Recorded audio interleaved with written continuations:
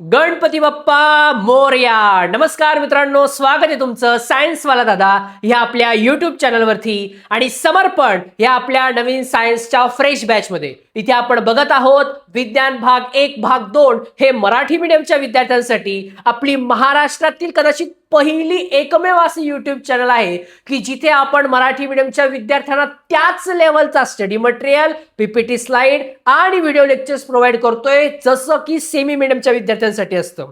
तो I hope so की तुम्ही आपल्या जास्तीत जास्त मित्रांपर्यंत आपला व्हिडिओ शेअर करणार, कारण की आजचं लेक्चर सगळ्यात जास्त इम्पॉर्टंट आहे. मला माहिती आहे जिसका तुम्हें था इंतजार अब वो घडी आ गई है बच्चा. कारण आज आपण बघणार आहोत मानवातील लैंगिक प्रजनन. मानवी जे शरीर आहे त्यांच्यात लैंगिक प्रजनन नक्की कसं होतं. माझी हात जोडून विनंती असेल, कृपया करून आपण आपल्या हेडफोनचे 2 बोळे कानात कोंबवावे आणि व्हिडिओ बघवावा. बिकॉज पोरांनो हा आहे काही सेन्सिटिव्ह टॉपिक शिकवण्याच्या अगोदर एक गोष्ट क्लिअर करतो की बऱ्याच ठिकाणी हे टॉपिक स्किप केले असतील किंवा सांगितलं असेल पण तुमच्या डायरेक्ट वरून गेला असेल. मी तुम्हाला डायरेक्ट क्लीन अँड पार्शियल, तुम्हाला माहिती आहे दादा जे आहे ते डायरेक्ट तुमच्यापर्यंत सोप्या पद्धतीने पोहोचवतो. त्यामुळे मी क्लिअर सांगणार. आता कसं असतं, जर मी तुम्हाला हा चॅप्टर आता हे जे टॉपिक्स आहे हे शिकवले चांगल्या पद्धतीने, तुम्ही काय म्हणणार, अरे दादाला तर लय काय काय माहिती आहे बरं का, असे म्हणणार. जर का मी तुम्हाला चांगलं शिकवलं नाही, थोडे टॉपिक नीट नॉर्मल शिकवलं, तुम्ही काय म्हणणार, दादाला तर काहीच माहित नाही, याच्यापेक्षा जास्त तर आम्हाला माहिती आहे. त्यामुळे शिकवलं तरी प्रॉब्लेम, नाही शिकवलं तरी प्रॉब्लेम. मी माझं काम करणार, मला जेवढं नॉलेज आहे थोडंफार ते तुमच्यापर्यंत मी पोहोचवणार आहे. पण विनंती आहे हेडफोन घाला, एन्जॉय करणार आहेत तुम्ही. प्रत्येक गोष्ट खूप सिरियसली सांगणार आहे, सिरियसली समजून घ्या, कारण हे टॉपिक समजणं खूप इम्पॉर्टंट आहे. बिकॉज समजल्यानंतर तुम्हाला एका गोष्टीची जाणीव होईल, अरे दादा आम्हाला तर वेगळं वाटलं होतं, हे तर वेगळंच निघालं, असं तुमचे समज बदलतील. त्यामुळे टॉपिक सेन्सिटिव्ह आहे, छान पद्धतीने शिका. याच्यातले कुठले प्रश्न विचारतात हे सुद्धा मी तुम्हाला सांगणार आहेत. तो सीधी बात, नो बकवास, जिसका तुम्हें इंतजार है अब वो घडी बेचारेंगे बच्चा. तर आज आपण बघणार आहोत पोरांनो मानवातील लैंगिक प्रजनन. आता मानवात जर का लैंगिक प्रजनन होणार असेल तर सगळ्यात महत्वाचे 2 युग्मक आले पाहिजे. युग्मक कोणते? स्त्री युग्मक, पुयुग्मक. शिकवलंय मंगळवारच्या लेक्चरमध्ये, बेसिक क्लिअर आहे. पाया पक्का असेल, बिल्डिंग कितीही मोठी बांधली काही फरक पडत नाही. चला, पुरुष आणि स्त्री सगळ्यात पहिले प्रजनन मध्ये आलेले पोरांनो. एवढा चॅप्टर शिकला आपण, मागचं लेक्चर मोठं लेक्चर झालं. आपण प्रजननामध्ये स्त्री आणि पुरुष एकत्र बघितलेच नाही. फर्स्ट आहे की मानवातील लैंगिक प्रजननामध्ये पुरुष आणि स्त्री हे एकत्र आलेले. याच्यात होतं काय, पुरुषांमध्ये काय प्रेझेंट आहे, काय असतात पुराणो, शुक्रपेशी. काय असतात रे, शुक्रपेशी. काय असतात रे, शुक्रपेशी. सांगितलेलं आहे. काही वाक्य असेत पोरांनो, शब्द असेत की लक्षात राहणार नाही. मग रिपीट रिपीट रिपीट रिपीट डोक्यात फिट, रिपीट रिपीट डोक्यात फिट. स्त्रियांमध्ये काय, अंडपेशी. काय आहेत रे, अंडपेशी. पुरुषांमध्ये शुक्रपेशी असतात, स्त्रियांमध्ये अंडपेशी असतात. पुरुषांमध्ये शुक्रपेशी असतात, स्त्रियांमध्ये अंडपेशी असतात. डन बच्चा. दादा एन का लिहिलेला आहे, सीन मध्ये पण एन तिकडे राहिलंय, पण बघा आता शुक्रपेशी एन. एन नंबर आहे की कोणता नंबर रे पोरांनो, आपण अर्धसूत्री विभाजनामध्ये शिकलो होतो. गुणसूत्रे हे टोटल 46 असतात ऍक्च्युअली, पण एन म्हणजे काय, एन म्हणजे 23. जर 2 एन असेल तर काय, 46. मग बघा यांच्यामध्ये 1 गुणी 23 गुणसूत्र असतात. पुरुषांमध्ये 23 आणि स्त्रियांमध्ये 23. 23 आणि 23 एकत्र येतात 46. 23 एकत्र येतात 46. समजतंय पोरांना, समजतंय. रस्त्यावर आता आपण उतरतोय, थोडा वेळ थांबा. पुढे शुक्रपेशी आणि अंडपेशी ज्यावेळेस एकत्र येतात त्यांचा संयोग होतो म्हणजे फलन होतो. शुक्रपेशी अंडपेशी एकत्र येतात, संयोग होतो म्हणजे फलन होते. यानंतर फलन झाल्यानंतर युगमणज तयार होतो. काय तयार होतं रे, युगमणज. फलन झाल्यानंतर काय तयार होतं राजा रे, युगमणज तयार होतं. आणि यामध्ये तुम्हाला मिळतात द्विगुणी 46 गुणसूत्रे. किती मिळतात? 46 गुणसूत्रे. समजले पोरांनो? परफेक्ट आहे. बघा, पुरुषांमध्ये शुक्रपेशी, स्त्रियांमध्ये अंडपेशी एकत्र येतात, संयोग होतो, फलन होतं. फलन झाल्यानंतर काय? युग्मनज होतं. एकत्र म्हणजे काय? सूत्री विभाजन तयार व्हायला सुरुवात होतं. 23 असतात पुरुषांमध्ये, स्त्रियांमध्ये 23 आणि 23 46 तयार होतं. आणि फायनली तयार होतं तुमचं गोंडस आणि इवलुस बाळ भ्रूणमध्ये, म्हणजे आईच्या गर्भाशयामध्ये. इथे आपण सगळ्यात पहिल्यांदा त्या गर्भाशयात येतो. विचार करा पोरांनो, 9 महिने आपल्याला आईला त्या पोटामध्ये, त्या भ्रूणामध्ये त्या बाळाची वाढ करावी लागते.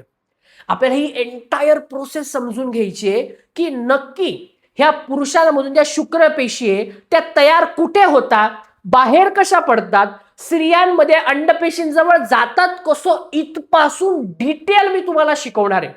आणि मी तुम्हाला बोललो होतो मागच्या लेक्चरला, तुम्हाला खरंच स्पेशली मराठी मीडियमच्या मुलांना असं शिकवलं आहे का? कमेंट करा. आणि तुम्हाला खरंच मजा आलेली असेल ना, प्लीज जास्तीत जास्त मुलांपर्यंत व्हिडिओ नक्की शेअर करा. तर सुरुवात करूया one of the most sensitive टॉपिकला, जो आपल्याला छान पद्धतीने समजून घ्यायचा आहे राजाने. बघा, आता मानवातील लैंगिक प्रजननाची ही डायग्राम आहे. सगळ्यात महत्वाचं डायग्राम समजून घेणं इम्पॉर्टंट आहे. काय आले पोरांनो डायग्राम मध्ये? बघा, डायग्रामचे नावं लक्षात आले की सगळं समजून येईल. आता ही आहे मानवी पुरुष प्रजनन संस्था. काय आहे? मानवी पुरुष प्रजनन संस्था. मग या पुरुषांच्या डायग्राम मध्ये सगळ्यात पहिले काय रे? आधिवृष्ण. काय इम्पॉर्टंट आहे? आधिवृष्ण. इथे काय पोरांनो मला सांगा, शुक्रपेशी पुरुषांमध्ये असतात, तयार कुठे होतात दादा? तयार होतात आधिवृष्णामध्ये. कुठे तयार होतात रे? आधिवृष्णांमध्ये. बघा पोरांनो, रिपीट करा, माझ्या बोलण्याकडे लक्ष द्या. तरी मी प्रयत्न करतोय स्लो बोलण्याचा. थोडी माझ्यात एक वाईट सवय म्हणू शकतो किंवा व्हॉट एव्हर, फास्ट बोलतो, रिपीट करायला लागतो. पण ते काय ऑफलाईनला लेक्चर असतं ना, लवकर समजतं. ऑनलाईनला कसं तुम्ही व्हिडिओ बघताय तितकं फिजिकली मी तिथे तुमच्या समोर नाहीये. सो मे बी थोडं पोचायला वेळ लागत असेल, पण आय होप सो आपल्या सायन्सला त्याच्या पुराणात आता सवय झाली असेल. पण नवीन नवीन मुलांना पण थोडंसं, त्यामुळे स्लो जाऊयात. ओके. आधिवृष्ण शुक्रपेशी जे आहे कुठे तयार होता? आधिवृष्णामध्ये. कशा पद्धतीने होतं ते आपल्याला बघायचं. बघा, वृष्णामध्ये काय? वृष्ण कोशात असतो. हा जो वृष्ण आहे कशात असतो? वृष्ण कोशात. तुम्हाला बघा भरपूर साऱ्या पेशी दिसतात पोरांनो. बरं, वृष्ण कोशामध्ये शुक्र जनन नलिका असतात. जो वृष्ण कोश आहे त्याच्यामध्ये शुक्र जनन नलिका असतात. जननन जन्म देणारा कोणाला? शुक्राला. शुक्र जननन, शुक्र पेशींना जनन जन्म देणारा कुठे रे पोरांनो? वृष्ण कोशात असतो. वृष्ण म्हणजे शुक्र पेशी निर्मिती होते. वृष्णामध्ये शुक्र पेशींची निर्मिती होते. माझ्या मुलांना समजलं, पुरुषांमध्ये काय असतं रे पोरांनो? शुक्रपेशी. शुक्रपेशी कुठे प्रेझेंट आहे? वृष्णामध्ये. हे वृष्ण कुठे तयार होतं रे पोरांनो? वृष्णकोशात. शुक्र जननन होते. समजलं इथपर्यंत? म्हणजे शुक्रपेशी ह्या वृष्णामध्ये असतात. बेस्ट. डन आहे पोरांनो. बरं, आता इथे ह्या शुक्रपेशी तयार झाल्या, मग तयार होऊन बसतील का? नाही. शुक्रपेशींना बाहेर पडायचंय. मग बाहेर पडण्यासाठी पाण्याची कशी नळी असते, फवारा पाणी मारतो आपण, नळीद्वारे मारतो ना पाणी. मग ही नळीला काय म्हणायचं? हिला म्हणायचं शुक्रपेशी वाहून नेणारी वाहिनी, म्हणजे शुक्रवाहिनी. कोणती वाहिनी? शुक्रवाहिनी. बघा, वृष्णामध्ये शुक्रपेशी तयार झालेल्या आहेत. मग ह्या शुक्रपेशी या वाहिनीद्वारे बाहेर पडतील. कोणत्या रे? शुक्रवाहिनीद्वारे. कुठल्या वाहिनीद्वारे? शुक्रवाहिनीद्वारे.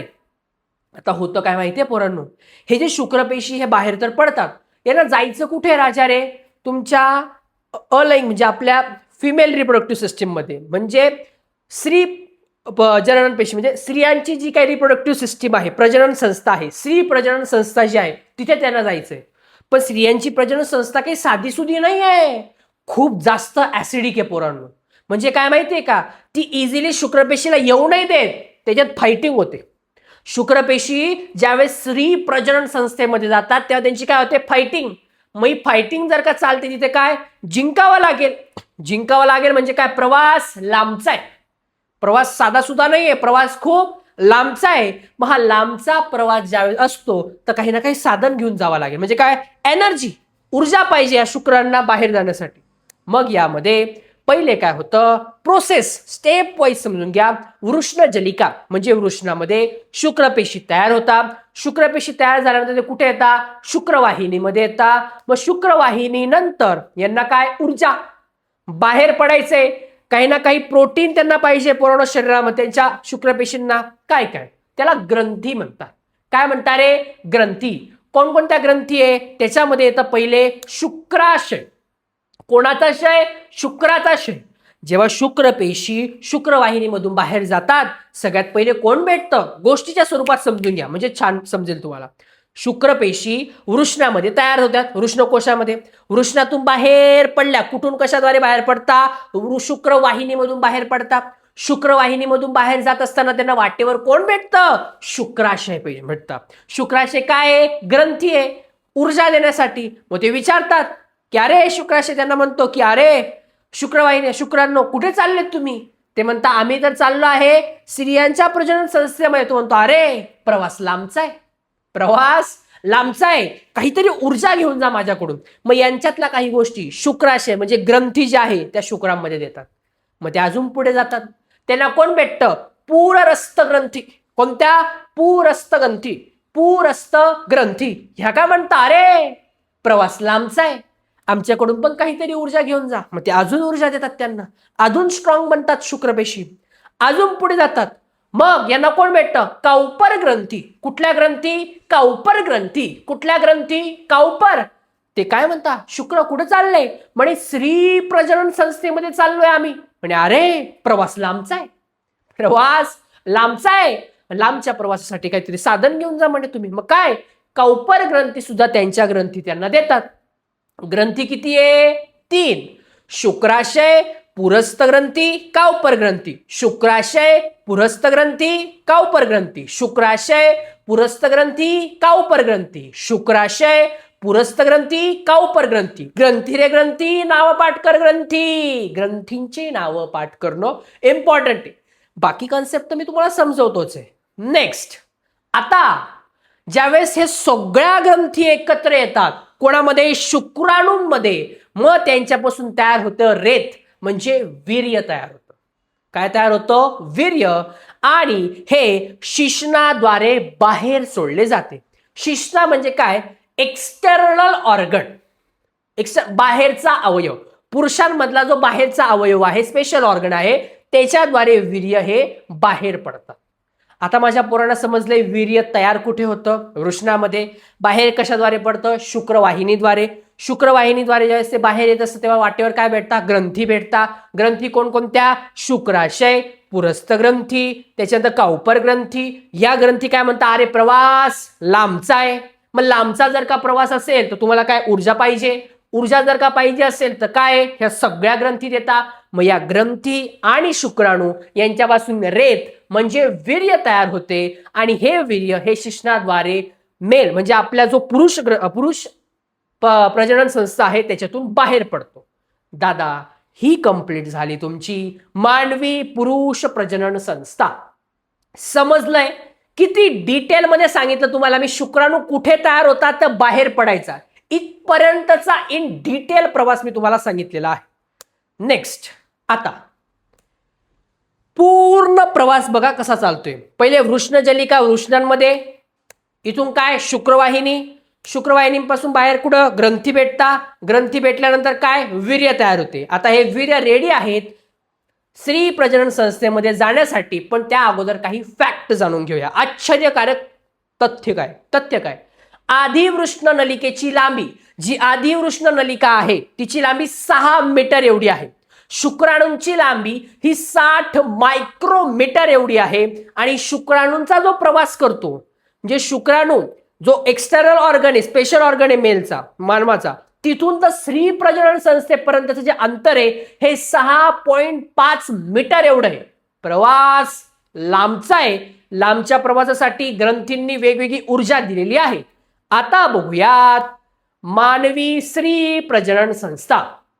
स्त्री प्रजनन संस्था कशी आहे ते नीट बघा. नावं पहिले आपण बघू. सगळ्यात पहिले काय आहे, योनी. योनी ह्या पहिला भाग आहे जिथे वीर्य एंटर होतात म्हणजे एंट्री करतात. नेक्स्ट काय? गर्भाशय. गर्भाशय हा तो भाग आहे जिथे लहान इल्लूस पिल्लूस छोटं बाळ तयार होतं. त्यानंतर इकडे आहेत अंडाशय. जसं की मानवांमध्ये कोण प्रेझेंट आहे, म्हणजे पुरुषांमध्ये कोण प्रेझेंट होतं तुमच्या तिकडे? शुक्रपेशी. तसं स्त्रियांमध्ये काय असतात? अंडाशय असतात. काय असतात? अंडाशय. या अंडाशयामध्ये काय असतं रे? अंडपेशी. काय असतात? अंडपेशी. मग इकडे अजून एक काय? आता इकडे आणि इकडच्या साईडला सेम आहे दोघी. हे जे तुम्हाला दिसत आहे टनल ट्यूब. अंडनलिका. अंडनलिका म्हणजे काय माहिती का? तिथे अंडपेशी वाट बघतात. कोणाची वाट बघतात? कर्ण अर्जुन. कोणाची? कर्ण अर्जुन. दादा कर्ण अर्जुनचं काय दादा? सांगतो, टप्प्याटप्प्याने सांगतो. सगळं समजलंय तुम्हाला? योनी जी आहे ही पण खूप ऍसिडिक आहे. सगळ्या वीर्याला मध्ये येऊ देत नाही. गर्भाशय अजून जास्त ऍसिडिक आहे, सगळ्यांना येऊ देत नाही. अंडनलिकेपर्यंत पोहोचायचे. आता या अंडाशयामध्ये काय प्रेझेंट आहे? अंडपेशी. मग ह्या अंडपेशी कुठे बसतात? अंडनलिकेमध्ये बसतात. बसल्यात. अंडनलिकेमध्ये बसल्यानंतर ते वाट बघतात, आएंगे हमारे कर्ण अर्जुन आएंगे, म्हणजे वीर्य येणार आहे. पुरुष प्रजनन संस्थेमध्ये वीर्य तयार झालंय, ते कुठे येणार आता? योनीमध्ये.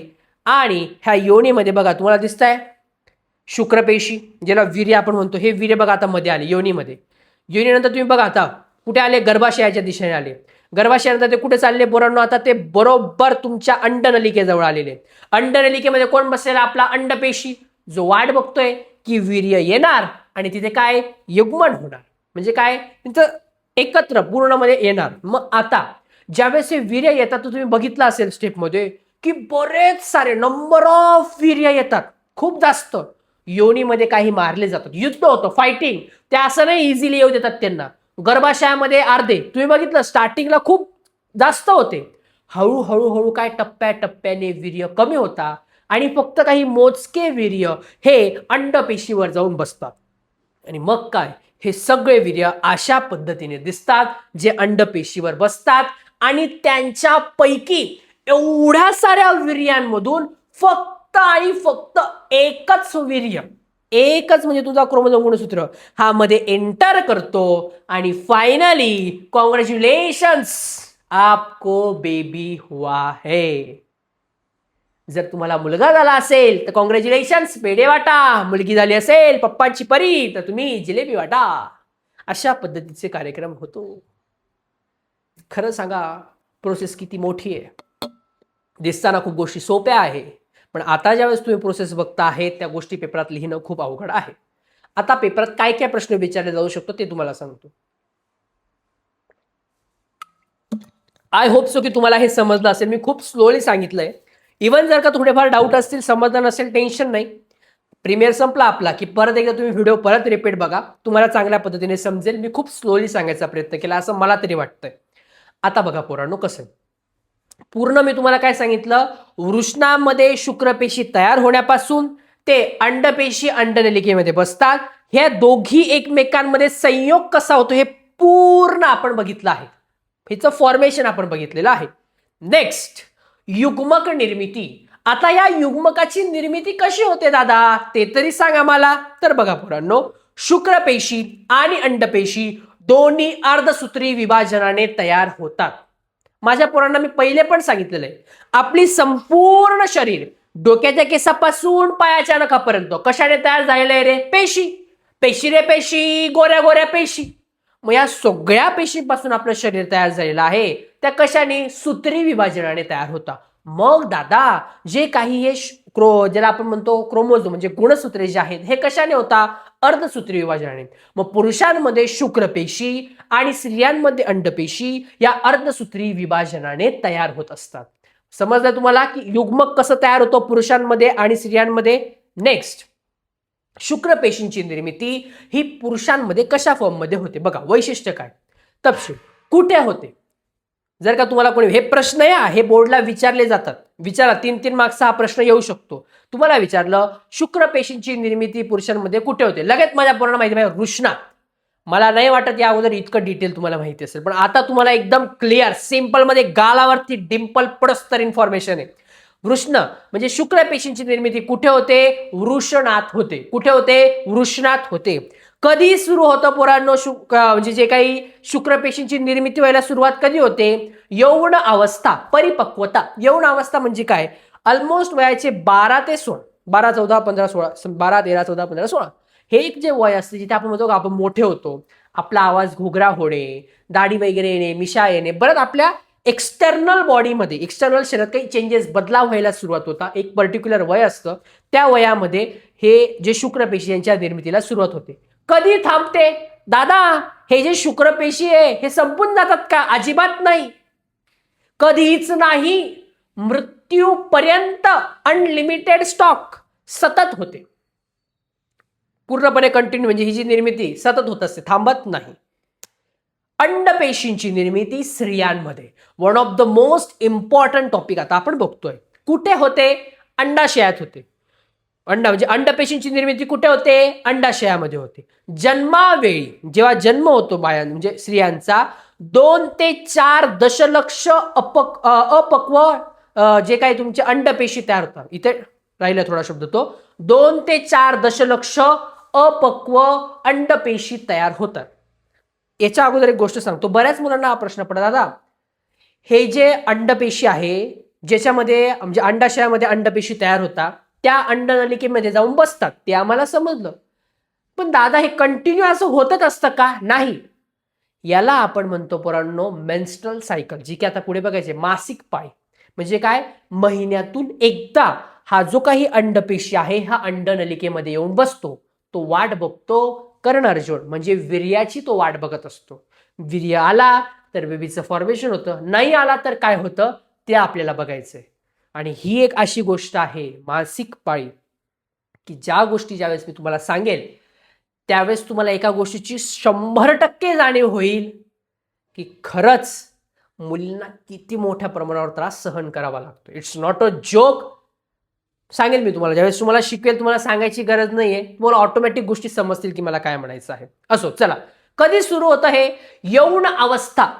सेम 12-16 वर्ष जेव्हा असतात, मुलींना बऱ्यापैकी माहिती आहे, त्यावेळेस साधारणपणे जो त्यांचा यौन अवस्थेचा काळ असतो त्यावेळेस मुलींमध्ये ह्या एक्सटर्नल गोष्टी घडायला सुरुवात होते.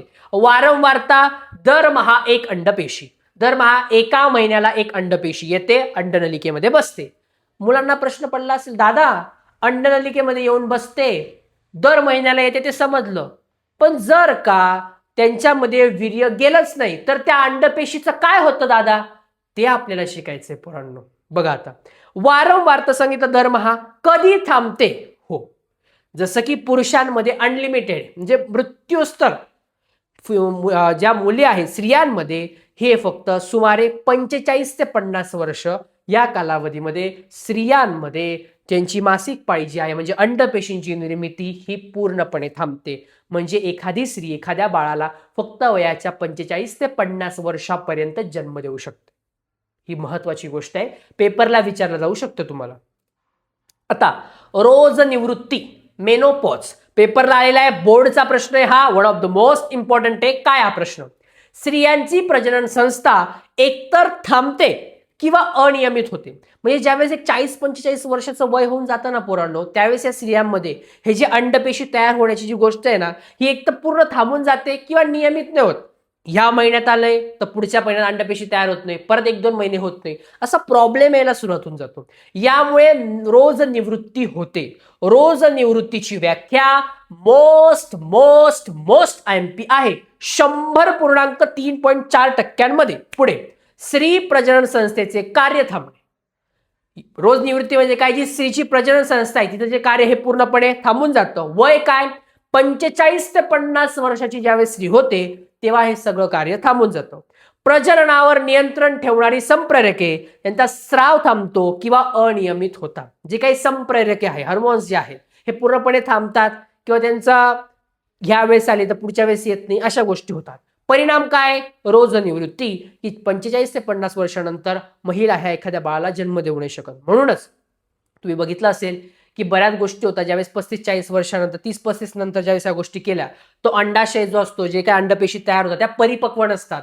मग त्या बऱ्याच महिन्यांच्या पोटातच जे बाळ असतं त्याचा मृत्यू होऊन जातो किंवा बाळ राहत नाही पोटामध्ये, या गोष्टी होतात.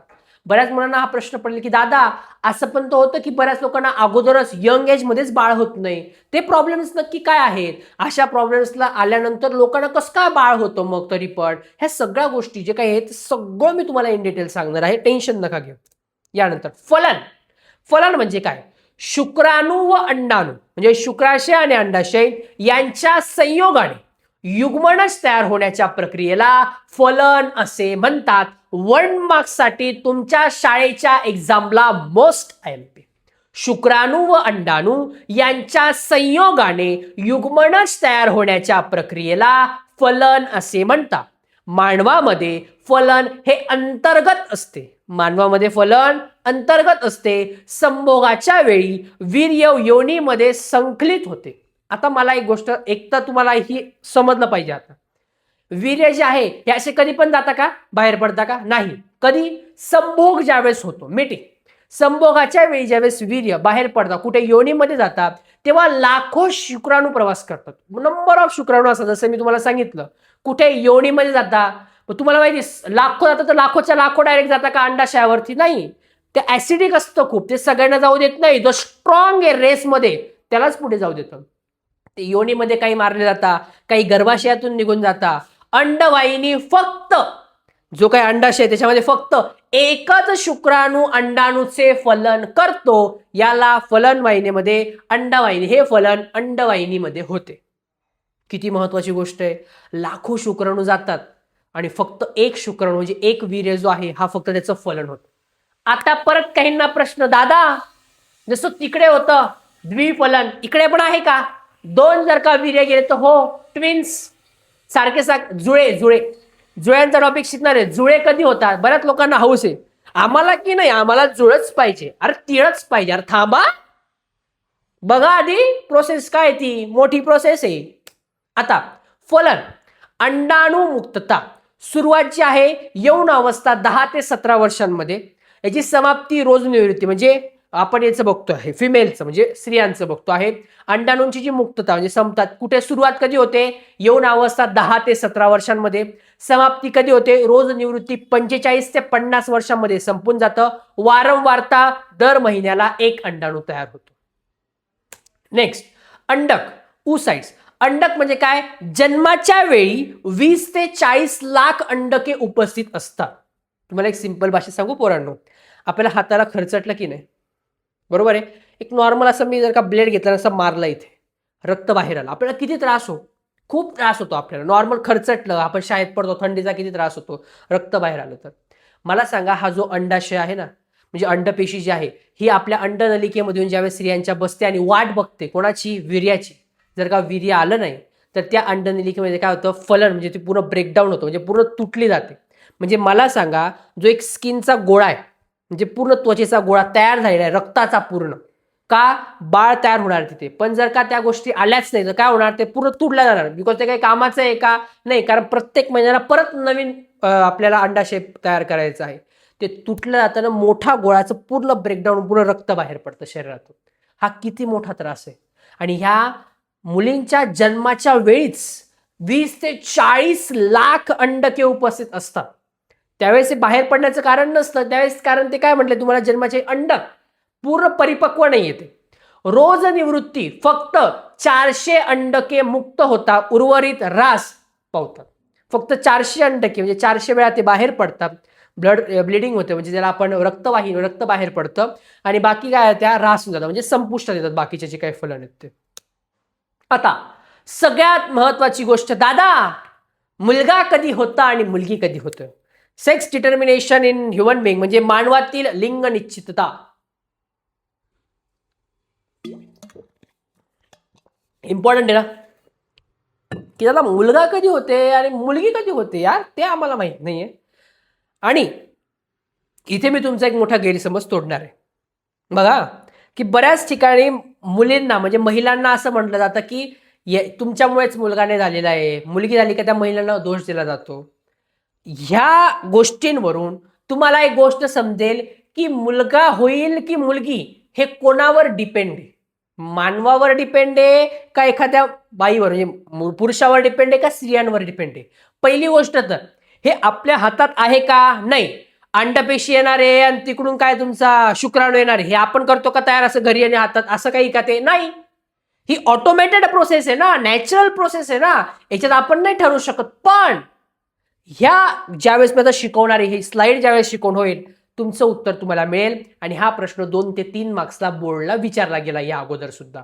तुमच्या शाळेतल्या एक्झामला येऊ शकतो. मानवातील लिंग निश्चितता कशी होते किंवा कोणावर अवलंबून असते, त्याचं उत्तर तुम्हीच द्या, मी तर काही नाही. तुम्ही हुशार आहे, मला माहिती आहे. आपले पोरं डेंजर हुशार आहे, खतरनाक हुशार आहे. बघा आता शुक्रपेशी, पुरुषांमध्ये काय असतात शुक्रपेशी आणि स्त्रियांमध्ये काय असतात अंडपेशी, हे तुम्हाला सगळ्यांना माहिती आहे. आता बघा पुरुषांमध्ये काय पुरानो 22 + x, 22 म्हणजे 22 आणि 1 जी सेक्स म्हणजे किंवा डिनोटेड करते, सेक्शुअल थिंग डिटरमाइन करते. जसं की आपण म्हणू शकतो, त्याला मी तुम्हाला मराठीमध्ये सांगेल किंवा ज्याच्यावर डिपेंड आहे मुलगा होईल की मुलगी. जसं की तुम्हाला माहिती पुरुषांमध्ये काय XY असतो आणि जी काही फिमेल असते म्हणजे स्त्रियांमध्ये काय XX असतात. मग पुरुषांमध्ये शुक्रपेशींमध्ये काय 22 + x, हा जो x आहे ना हा लिंग निश्चित करेल. इकडे 22 + y हा काय हा लिंग निश्चित करेल. मग XY म्हणजे काय रे राजा, तर हे काय आहे पुरांनो की जे मुलगा होईल की मुलगी. टोटल जर का तुम्ही बघितलं 22 + x 23, 22 + y 23. तुम्हाला तर माहितीये मुलांमध्ये पुरुषांमध्ये 23, स्त्रियांमध्ये 23 एकत्र होऊन मग 46 तयार होतं. Very good. चला आता जर समजा पुरुषांमधून x आला आणि स्त्रियांमधून x, स्त्रियांमध्ये तर XX प्रेझेंट आहे, तिकडून तर Xच येणार आहे. पण पुरुषांमधून x आला, स्त्रियांमधून x आला, XX आले तर काय मुलगी होणार. पुरुषांमधून x, पुरुषांमध्ये x आहे आणि स्त्रियांमध्ये XX आहे. इकडून जर का x आला, इकडून x आला तर काय मुलगी होणार. 44, 22 आणि 22 44 आणि हे दोन टोटल 46, x आणि x 46. आता पुरुषांमधून y आला आणि स्त्रियांमधून x आला, XY काय होणार मुलगा होणार. पुरुषांमधून x आला, पुरुषांमधून y आला, स्त्रियांमधून x आला की काय होणार मुलगा होणार. आता मला सांगा लिंग निश्चितता कोणावर अवलंबून आहे, पुरुषांवर की स्त्रियांवर. फास्ट फास्ट मला सांगा, कमेंट. टेन्शन नका, परत सांगतो समजलं नसेल तर, पण तुम्ही ज्यांना समजलं त्यांनी मला सांगा. Good good good good good. असं तो कोणावर डिपेंड नाहीये, पण मला सांगा मुलगा होण्यासाठी काय पाहिजे, वाय इम्पॉर्टंट आहे. एक्सला सोबत कोण आहे वाय. स्त्रियांमध्ये वाय प्रेझेंटच नाहीये, स्त्रियांमध्ये वाय आहेच नाही, मग मुलगा होईल कस काय. पुरुषांवर डिपेंड आहे. पुरुषांमधून जर का वाय आला, इकडून पुरी मुलींमधून म्हणजे स्त्रियांमधून एक्सच येणार आहे ना. XY आला तर मुलगा, XX आला तर मुलगी. बघा पुरुषांमधून X आला, स्त्रियांमधून X आला मुलगी. पुरुषांमधून Y आला, स्त्रियांमधून X आला मुलगा. इकडून Xच येणार आहे. पुरुषांवर डिपेंड आहे, ते X देणार की Y देणार. ऍक्च्युली त्यांच्यावर तसं तर डिपेंड नाहीये, बिकॉज X आहे का Y हे आपल्याला पण माहिती राहणार आहे, किंवा वीर्य ज्यावेळेस बाहेर पडतं इट्स डिटरमाइन नाही करू शकत. पण डिपेंड काय वायवर आहे सगळं. पण वाय जर का महिलांमध्ये आहेच नाही तर कुठल्या हक्काने तुम्ही त्या महिलांना बोलतात. म्हणजे अजूनही अशा बऱ्याच तळागाळातले जे लोक आहे जे त्या महिलांना त्या गोष्टीमुळे त्रास देतात की मुलगी झाली वगैरे अशा गोष्टीमुळे. अरे आपल्या पोरी पण काही कमी नाही. बऱ्याच अशा मुली आहेत ज्या स्वतःच्या पायावर उभ्या राहतात. जे असे काही पॅरेंट्स आहे की ज्यांना फक्त एकच मुलगी आहे, आणि ती एक मुलगी जी आहे, एक मुलगीने जर का चांगलं शिक्षण घेतलं आणि तेवढ्या समाजाच्या नावावर तोंडावर फेकून जर का मारलं ना पोरांनो, आपल्या आईवडिलांची पूर्ण लाईफ बदलू शकते. एक पोरगी घरातील जर का चांगलं शिकली, एक जण लागतो फक्त पूर्ण परिवारामध्ये, ज्याने चांगलं शिक्षण घेतलं, वेल एज्युकेटेड झाला, तर तो त्याच्या पूर्ण फॅमिलीची लाईफ बदलून टाकतो. पण तो एक कोण असेल ते जास्त इम्पॉर्टंट आहे. आपण पण तसेच राहणार, मग आपला मुलगा येणार आपण तसेच. म्हणजे माझी इच्छा आहे की उद्या उठून ज्यावेळेस माझे पोरं मला भेटायला येतील, आय होप सो सायन्सला आपला दिवसेंदिवस अजून ग्रो करावा, आणि आपला जर का ऑफलाईनला क्लास असला किंवा कधी ऑनलाईनला तुम्ही आले भेटायला मला, किंवा मी तुम्हाला कधी भेटायला आलो, तर माझी इच्छा आहे की माझे पोरं ज्यावेळेस मला भेटायला येते तेव्हा त्यांच्या आपल्या घराबाहेर मस्तपैकी त्यांच्या मर्सडीज, BMW, मोठ्या मोठ्या लॅम्बॉर्गिनी ज्या महागड्या कार्स आहेत त्या कार्स असतील, हातामध्ये छानसे आयफोन्स वगैरे, त्याला सर मी तुमच्याकडून युट्यूबला शिकलो तो सर 2026 बॅच समर्पण बॅचचा स्टुडंट आहे सर मी. हा असं असं मला मुली आल्या तर मुली मला काय म्हणा, अहो दादा अरे रक्षाबंधन आली, चल राखी वगैरे भात मस्तपैकी छान सेलिब्रेशन, तुमच्या मर्सडीज मध्ये तुम्ही येणार दादा, मी आज वकील डॉक्टर इंजिनियर वेगवेगळ्या ठिकाणी तुम्ही असणार, नाही तर बस तुम्ही येणार दादा मी 2026च्या बॅचचा पोरगा आहे, मुलगी आहे, हे माझं पोरग आहे, याला पण सायन्स शिकायचंय, ऍडमिशन घ्या. मी म्हणणार अरे वा नक्की ऍडमिशन फुल करा सायन्स वाला दादा मध्ये. तुम्ही म्हणणार दादा टेन्शन काळजी नसावी, अजून एक आहे ते 8वीला आहे. मी म्हणणार अरे वा 8वीचे पण क्लास सुरू करू. मग तुम्ही गौतम दादाला सांगणार की दादा टेन्शन नसावं, अजून एक आहे ते घरी आहे. असं नका करू, काहीतरी चांगलं करा लाईफमध्ये. आणि माझी इच्छा आहे की माझ्या पोराने नक्की काहीतरी चांगलं होणार. आणि मी काय फ्री एज्युकेशन वगैरे काही नाही, तुम्ही एकदा का ज्यावेळेस डॉक्टर होणार तर दादाचा इलाज तुम्ही करणार ना, नाही तर बस मी तुम्हाला शिकवलेलं आहे, मला तुमच्यावर विश्वास आहे, पण चांगला अभ्यास करा, डॉक्टर व्हा. म्हणजे कुठं जर का दवाखान्यात आलो दादाला काही झालं उद्या उठून काही, तर तुम्ही म्हणा अरे आमच्या दादाने आम्हाला फ्री ऑफ कॉस्ट शिकवलं, दादाचा खर्च आम्ही करतो, चला डॉक्टर. कुठे एखाद्या ठिकाणी गेलो अरे दादा मी 2026 समर्पण बॅचचा मुलगा आहे, असं मला प्राऊड फिलिंग वाटलं पाहिजे. कोण करेल हे काम? तुम्ही. स्वतःचा आनंद जोपासता आपल्या आजूबाजूच्या लोकांचं आयुष्य कसं बदलेल ना यासाठी काम करा. सो आय होप सो की तुम्हाला हे लेक्चर समजलेलं असणार आहे. लेक्चर खूप इंटरेस्टिंग होतं आणि जर काही डाऊट असतील तर मला विचारा, इन्स्टाला आपण बोलूयात, हवं तर एक व्हिडिओ बनवूयात.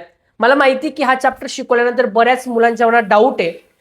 एवढंच सांगेल पोरांनो, हा एक पब्लिक प्लॅटफॉर्म आहे, याच्यावर शिकवताना काही गोष्टी बोलताना माहिती काही तारतम्य बाळगावं लागतं, पण तुमच्यापर्यंत तितकं पोहोचवणं खूप इम्पॉर्टंट आहे. मला माहिती की ज्यावेळेस मी बोलतो करण अर्जुन आयंगे, वीर्य जाणार वगैरे ह्या गोष्टी बोलताना कदाचित तुम्हाला वाटेल अरे यार काय हे. कसं आहे बऱ्याच अशा मुलांना आहे ना त्या गोष्टी तुमच्या भाषेत सांगणं खूप इम्पॉर्टंट आहे, नुसतं पुस्तकी भाषेत सांगणार आहे, त्यामुळे मला त्या गोष्टी वापराव्या लागतात. बाकी कधी भेटा आणि प्लीज यार तुम्ही सांगितलं नाही तुम्ही कुठल्या गावातून मला मेसेज करा, ज्या गावातून सगळ्यात जास्त मुलं असतील ना, सो नक्की आपण काहीतरी प्लॅन करूयात. माझी खूप इच्छा आता ऑफलाईनला जाऊन प्रत्येक गावागावात भेट द्यावी, तुमच्याशी भेटावं. सो ज्या गावातले सगळ्यात जास्त मुलं आपला व्हिडिओ बघतील, पूर्ण प्रॉपरचा ग्रुप असेल मुला मुलींचा, सो आपण भेटूया, नक्की भेटूयात. सो थँक्यू सो मच, भेटूया पुढच्या लेक्चरला. आणि हो, one of the most important request आहे मुलींनो, तुमच्यासाठी पुढचं लेक्चर खूप छान असणार आहे, इम्पॉर्टंट असणार आहे मुलांना तुमच्यासाठी, म्हणजे सगळ्यांसाठीच आहे, पण पुढच्या लेक्चरला मुलींची रिस्पेक्ट हाय लेवलला नेणार तुमची. ओके, थँक्यू सो मच, भेटूया पुढच्या व्हिडिओमध्ये. तोपर्यंत अरे सॉरी गोष्ट सांगू पोरांनो, गोष्ट सांगायची काय आहे आपल्याकडे, वेळ आहे आज फार लेक्चरला टाइम नाही झालेला आपल्याला. कमेंट करा फास्ट, गोष्ट ऐकायची असेल तर फास्टली कमेंट करा, तुमच्या कमेंटवर डिपेंड मी गोष्ट सांगेल की नाही. फास्ट कमेंट, गोष्ट सांगू की नको फास्ट. कोणी नो म्हटलं तरी पण मी सांगणार आहे, माझी इच्छा आहे मला सांगायची गोष्ट.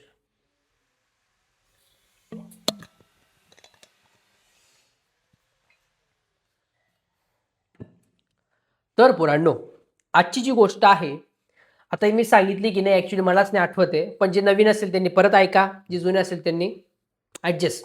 ओके चलो अच्छा. तर एक हॉस्पिटल असतं पोरांनो, ह्या हॉस्पिटलमध्ये ना एक आजोबा असतात, त्यांना पॅरालिसिसचा अटॅक आलेला असतो, म्हणजे पूर्ण त्यांचा एक हात एक पाय हा काही काम करत नाही आणि ते नेहमी चिडचिड करत असतात. त्यांना असं वाटतं काय माझी लाईफ चालू आहे यार, सगळं माझ्या आयुष्यात काहीच नाही राहिलेलं आहे, सगळे निगेटिव्ह वाईब्स त्यांच्या आयुष्यात चालू असतात. नर्स येते, त्यांचा इलाज करते, ती औषध देते, त्या नर्सला पण ते काहीही बोलतात, औषधं घ्यायची असेल तर औषधं घ्यायचं नाही, काय माझं आयुष्य आहे, देवाला ते कोसतात, अरे देवा तू काय आयुष्य दिलंय मला, हा हे मी असं आयुष्य जगतोय, मी आयुष्यावर एवढा चांगला जगलो, हा मला तो आजार करून दिलाय असं वगैरे. म्हणजे आयुष्य जगण्याची इच्छा मरून गेलेली त्या व्यक्तीची आणि मला लवकर मरायचं अशा गोष्टी त्यांच्या चालत असतात. त्यांच्याच बाजूच्या बेडवरती एक दिवशी एक आजोबा येतात, वृद्ध आजोबा, ते बसतात, ते बघतात ह्या आजोबांची मजा, यांचं रोज सकाळी उठले असंच आहे तसंच असं चालू असतं. मग हे आजोबा त्या रोज जे शेजारचे आजोबा आहेत त्या खिडकीच्या समोर एक मोठी खिडकी असते, हे त्या खिडकीजवळ जाता, बाहेर बघता, सकाळी उठल्या पहिले खिडकीजवळ जाता, बाहेर बघता, मस्त हसता छान वगैरे आणि मग परत ते बसतात. आता हे आजोबा पहिल्या दिवशी बघतात काय चालू आहे यांचं असं वगैरे, त्यांच्या मनात प्रश्न आहे. नर्स येते, औषध देते, दुपार होते, दुपार म्हणजे थोडंफार संध्याकाळ 4-5चा वेळ झाला की परत गोळ्या वगैरे घेतल्या, चहा पाणी घेतला, झोप आराम झाला की परत ते उठता, उठल्यावर परत बाहेर बघता, परत हसता, अरे वा वगैरे, असं खुश असतात, एकदम मस्त हसतात ते. आजोबा म्हणतो काय येतं चालू आहे वगैरे. दुसरा दिवस येतो, सेम रुटीन. सकाळी उठायचं, आजोबा खिडकीजवळ जायचे, बघायचे, पॅरलच जायला आजोबा बघायचे, अरे काय यांचं चालू आहे, त्यांना संताप. मग आता हळूहळू एक सतत व्हायला लागलं. 4-5 दिवस झाले. आजोबांना आता क्युरियोसिटी, अरे मला त्रास होतोय, दवाखान्यात आहे, हा बाबा खिडकीजवळ बघून बाहेर हसतो का बरं? टेन्शन. मग आता बाबाला काही राहावे ना, आता काही बाबाला राहावेच ना. सकाळी ते उठले, ते म्हणता, ओ बाबा काय म्हणे त्या खिडकीच्या बाहेर एवढं, का तुम्ही एवढं हसत असतात म्हणे स्माईल? तर काही नाही. मला म्हणतो मला सांगत नाही काय तुम्ही, जाऊ द्या मग, काही नाही तर काही नाही. दुपारी औषधं घ्यायचे, झोपायचं, जेवण करून परत उठता, संध्याकाळी तिथे परत जाता. आता बाबाला काही राहावे ना. बाबा म्हणतो, ओ बाबा अहो सांगा की काय खिडकीच्या बाहेर? ते म्हणतात सांगू. ते म्हणतात सांग. ते म्हणतात सांगू. ते म्हणतात सांग. बाबा सांगतात की ते बाहेर मोठा विशाल समुद्र आहे म्हणे. ह्या समुद्राच्या किनाऱ्यावर बरेच लहान लहान लहान लहान पोरं खेळतायत. मला त्यांच्याकडे बघून माझ्या नातवंडांची आठवण येते. गावी नातवंड सुद्धा आपल्या अंगणामध्ये असंच खेळायचे. मोठ्या मोठ्या नारळाची झाडं आहेत. बरेच लोक आज सुट्टीचा दिवस असल्यामुळे मस्त खेळायला आलेले आहेत. एक फुगेवाला पण आहे, मस्तपैकी एन्जॉय करतायत लोक, ते फुगे घेत आहेत. तो बुड्डी का बाल विकणारा पण आहे म्हणे, तो माहिती ना पुराण गुलाबी गुलाबी ते खातो ते पण आहे वगैरे, सगळ्या गोष्टी. आजोबांना आता इंटरेस्ट यायला लागला, कारण आजोबांना सुद्धा त्यांच्या नातवंडांची, त्यांच्या मुलांची आठवण यायला लागली. झाला दुसऱ्या दिवशी सकाळ होते. आता हळूहळू असं रोज व्हायला लागलं. आजोबा उठायचे, गोष्ट सांगायचे, त्यांना बाहेर काय चालू ते सांगत होते. एक दिवशी आजोबांना झोप लागून गेली. ते म्हणजे, ओ आजोबा उठा ना म्हणे, ती गोष्ट बाहेर काय चालू मला सांगा म्हणे. आजोबांचा इंटरेस्ट बदलला, बघण्याचा दृष्टिकोन बदलला. अगोदर काय होतं, मला त्रास दिलाय, देवा काय आयुष्य दिलंय तुम्हाला, बघा गोष्टी तर सेमच होत्या ना, त्रास तर आता पण होतोय, पण डिस्ट्रॅक्शन बदलली. आता गोष्ट बघायचा दृष्टिकोन बदलला. आता इंटरेस्ट काय आहे, बाहेर काय चालू आहे ते बघण्यामध्ये. आणि असंच या गोष्टी चालू होत्या. दोघी बाबांची घट्ट मैत्री झाली. अचानक एक दिवशी बाबा सकाळी उठतात, शेजारी बघतात तर बाबा काही दिसत नाही. त्यांना वाटतं असेल कुठेतरी गेलेले. दुपार होऊन जाते, बाबा काही आलेच नाही. दुपारी ते झोपतात, वाटतं झोप थोड्या वेळाने येते, परत बाबा काही आलेच नाही. त्याची चिडचिड करायला सुरुवात होऊन जाते. ते नर्स म्हणतात, नर्स म्हणजे, अरे बाबा परत काय झालं बाबा तुम्हाला चिडचिड करायला? हे शेजारचे बाबा कुठे गेलेत म्हणे, सकाळपासून दिसे नसे झालेले आहेत. नर्स म्हणते, तुम्ही तर त्यांचे चांगले मित्र होता म्हणे. म्हणे हो. त्याने तुम्हाला सांगितलं नाही? म्हणे नाही. म्हणे ते ना एक दीर्घकालीन आजार होता आणि कालच ते वारलेत. बाबाला शॉक बसतो की अचानक हे काय झालं. बिकॉज बाहेरचं जग काय आहे ते स्वप्न दाखवून देणारा माणूसच हरपला. पण आता बाबाला काही राहावे ना, की बाहेर कसं त्याला बघायचा इंटरेस्ट होता, कोणी सांगणार नव्हतं. परत बाबा थोडेसे आता हळूहळू दुसऱ्या दिवशी प्रयत्न कर, थोडंसं ती जो बेड आहे त्या बेडवर उभं राहायचा, बसायचा प्रयत्न करता. काही त्यांना बसवलं जाते, मग हळूहळू थोडं रांगायचा, चालायचा प्रयत्न करता. असं आठवडाभर थोडा थोडा प्रयत्न करत करत त्या खिडकीजवळ पोहोचतात. पोहोचल्यावर ते बाहेर बघतात आणि जोरात आवाज देतात नर्सला. नर्स म्हणते, बाबा आता काय झालं? म्हणे ही बाहेर भिंत कोणी बांधली? ती म्हणते, बाबा ठीक आहे ना, भिंत कोणी बांधली म्हणजे? भिंत पहिलेपासून होती. ती म्हणते, समुद्र कुठे गेला? नर्स म्हणते, अरे बापरे, बाबाला काय झालं? समुद्र कुठं होता म्हणे इथे? मी तर आता 10-15 वर्षापासून काम करते, इथं काही समुद्र नव्हता. तो म्हणते, बाबा मला सांगायचे इथं समुद्र आहे, लहान मुलं खेळताय. तिने, नाही हो बाबा, इथे असं काहीच नाहीये. नर्स म्हणते, बाबा पण ते सगळं जाऊ द्या, तुम्ही उभे राहिलेत म्हणे आता इथे, मस्तपैकी चालून आलेत तुम्ही, खूप मोठी गोष्ट आहे. त्या दिवशी बाबाला एक गोष्ट समजली की तो शेजारचा बाबा, याचा बघायचा दृष्टिकोन वेगळा होता.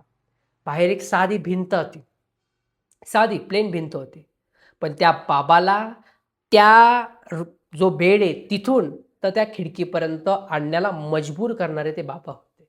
आणि मला असं वाटतं की एका शिक्षकाचं काम सुद्धा तेच आहे की जी अवघड गोष्ट मुलांना वाटते त्यांना ती इतकी सिंपल आहे, चिंदी पोरांनो, मस्त इंटरेस्टिंगली जर का तुम्ही सांगितली, 100% मुलं त्यात इंटरेस्ट घेणार आणि ते अभ्यास करायला लागणार. म्हणजे याचा अर्थ काय पोरांनो, प्रत्येक गोष्ट, कुठलीच गोष्ट अवघड नाही किंवा कुठलीच गोष्ट काय म्हणतो आपण त्याला इंटरेस्ट नसणारी नसते. ती जर मजेदार असेल तर आपण त्याच्यात ऑटोमॅटिकली छान पद्धतीने काम करतो किंवा अभ्यास करायला सुरुवात करतो. आय होप सो तुम्हाला ही गोष्ट आवडली असेल. गोष्ट आवडली तर कमेंट करा, तुम्हाला नक्की गोष्ट आवडली की नाही, मी तुमच्या कमेंट वाचत असतो. तोपर्यंत bye bye, thank you so much. Enjoy करा, मस्ती करा, पण आपल्या आईवडिलांना त्रास होणार नाही याची काळजी घ्या. Thank you so much. भेटूयात लास्ट लेक्चरला शनिवारी. Bye bye.